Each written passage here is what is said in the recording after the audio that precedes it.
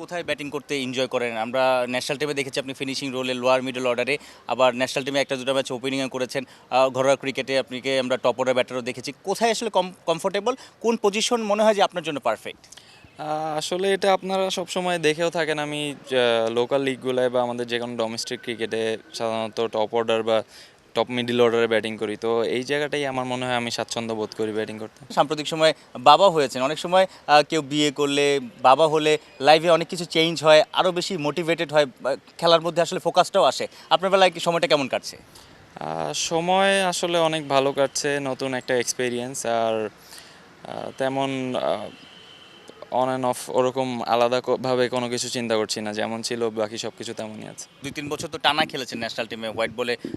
যদি ভুল না করেছি মোর দেন 60-70 টানা ম্যাচ খেলেছেন ন্যাশনাল টিম, যতগুলো ম্যাচ খেলেছে। মাঝখানে একটা হোঁচট। এরপর থেকে আসলে আপনার প্রিপারেশনটা কেমন? আসলে কোনো ফাইন টিউনিং করেছেন ব্যাটিংয়ে বা কোনো কিছুতে আসলে নিজেকে আরও তৈরি করছেন কিনা? চেঞ্জেস তো অনেক কিছুই আছে, সেটা ইনশাল্লাহ নেক্সট ইন্টারন্যাশনাল ম্যাচগুলি খেললে তখন ইনশাল্লাহ দেখতে পারবেন। তো আশা করি খুব তাড়াতাড়ি আবার ইন্টারন্যাশনাল ক্রিকেটে জাস্ট কাম ব্যাক করবো ইনশাল্লাহ। মানে পার্সোনাল গোলটা কি থাকবে এই ধরনের টুর্নামেন্টে, বিপিএল এর ঠিক আগে?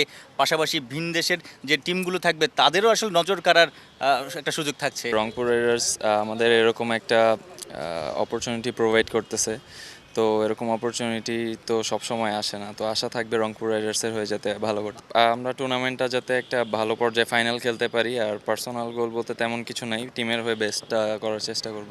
এরকম টুর্নামেন্ট অবশ্যই সবার জন্য একটা ভালো অপরচুনিটি, যেহেতু দেশের বাইরে খেলা অবশ্যই বড় একটা অপরচুনিটি। এরকম টুর্নামেন্টগুলোতে ভালো করতে পারলে ফিউচারে আরও অন্যান্য টুর্নামেন্টে অবশ্যই সুযোগ আসবে, তো অবশ্যই এটা একটা খুব ভালো অপরচুনিটি।